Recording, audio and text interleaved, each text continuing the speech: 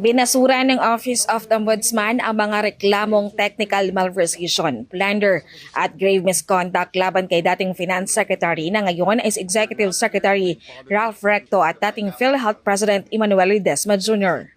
Ayon sa desisyon ng Ombudsman, walang sapat na batayan para tuluyang kasuhan ng dalawa kaugnay ng 60 billion peso fund transfer mula sa PhilHealth patungo sa National Treasury. Ang complainant na si Atty. Rodel Taton nagpahayag ng pagkadismaya. Anya wala pa silang natatanggap na kopya ng resolusyon at nalaman lamang nitong dismissal order mula sa mga balita sa social media.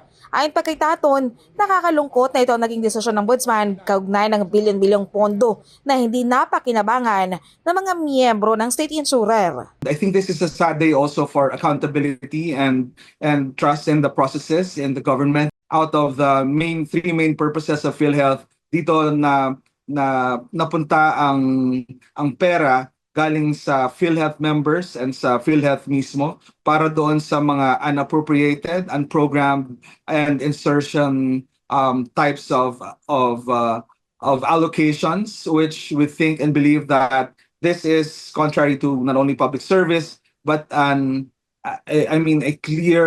a clear violation of the law. Nakapagtataka para kay Taton ang mabilis na pagpapalabas ng Ombudsman ng desisyon na sa tingin niya ay hindi naging patas. We think that this action is quite unfair and also a quick dismissal without going into the entire merits and conducting the investigation in full. I think we are leaving some of the items unseen, untouched, and maybe undiscovered yet. Pinag-iisipan na ngayon ng kanilang kampo kung maghain ng motion for reconsideration o muling isasampang reklamo kasamang iba pang mga abogado at doktor. Gate niya, mayroong pananagutan sina Recto at Ledesma sa fund transfer, kabaliktaran sa katwiran na walang violation dahil naibalik naman ang pera sa PhilHealth. Criminal liability exists, no? So as a public servant, and you have the duty to hold the funds in an honest and efficient way, but you did not do your duty as person entrusted with the funds of the government. So pwede bang gawin na lang natin lahat lagi na wala namang personal interest dito na involved? Una nang sinabi ni Recto na ang fund transfer ay ginawa in good faith at ayon sa batas, ngunit pinalagan ito ni Taton.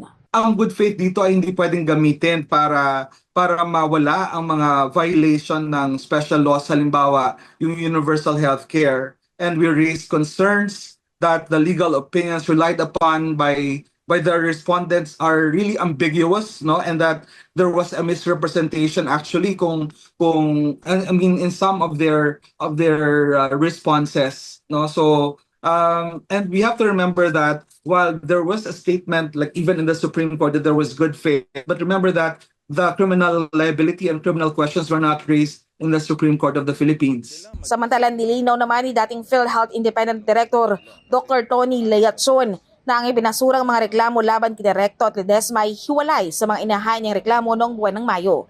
Gayet ni Layatson, ang mga isinampa niyang plunder at graft laban sa mga nabanggit na opisyal ay dapat dinggin at hatulan ng hiwalay ng Ombudsman. Sa kabila niya, negatibo ang naging pahayag ni Layatson sa inilabas na desisyon at naniniwala itong hindi na ginagampanan ng Ombudsman ang kanilang mandato. Para sa Diyos at Pilipinas kumahal, Mark Gonzalez, SMNI News.